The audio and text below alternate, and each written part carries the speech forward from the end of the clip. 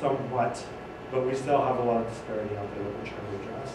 The lobbying effort I do in Santa Fe is on behalf of healthcare. I work mostly as an advocate for cancer services and chronic disease prevention. And so, but they get sick of me. Those legislators have been seeing me for 12 years.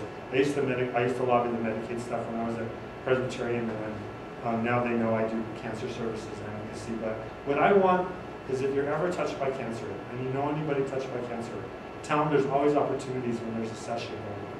Because those legislators, they respond to their constituents. They respond to that demographic more than they do me, because they hear me never a lot. There he goes again, asking for more money for cancer patients. That's what they hear. There are wonderful people out there, don't get me wrong, they are. And they're working very hard, a lot of them for almost nothing. And so we're lucky to have them. Any other questions? Are you able to put together a quality plan that encompasses a majority or all of the quality requirements from the 49 different? How's that for a question? It's good. It's a good question. I think that CMS is working accordingly. I think they're doing their very best to try to manage the costs across the country.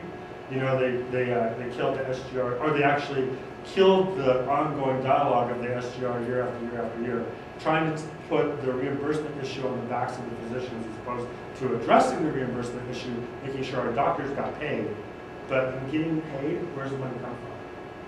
So yeah, they're putting in measures all the time to try to get that stuff done. It was part of what we did with the grant, is they're looking at the minutia, because sometimes the devil's in the details. We all know that, right? They're trying to figure out where is that money going to, and where do we need to pull back on services, and where do we need to give money more to? You know where you give money more to? Dr. Becker, we know about this. But it's actually in a lot of the community health centers. You want to make sure that from the patient, from the family practice perspective, that we're detecting cancers early and other chronic disease early. Because when you wind up stage 3, stage 4, and you're in our clinic, the cost of providing your care at that point is enormous. Go in for your colonoscopies. Go in for your mammographies. Okay? I do it. I suggest you do it too. I hope you do. Like, anybody else? Any questions? Other one that's kind of I've pondered since watching it for a while. What is the cost comparison between a motorhome solution versus a brick and mortar solution? I think it's a volume thing too. No, I think it's a great question. Through the colorectal work group, through the Department of Health, New Mexico Cancer Council, we were talking about, in Alaska they had huge colorectal issues, and mostly because they couldn't get them the care that they needed. So they were coming in stage 3, stage 4 with their colorectal cancer. And some brilliant guy decided, heck with this, this is impacting our state budget. We're working from epidemiology point of view. This is disastrous for all of us. So they put together their little plane and they were flying from little town to little town in Alaska with a mobile surgery colonoscopy unit. And you know what they said to us on the phone, because we were trying to do the same thing here in New Mexico? They were like, you have roads, you don't have to get a plane. You guys need to make sure that you have those surgery units in all the rural areas in the state of New Mexico. Because at the end of the day, it does impact care.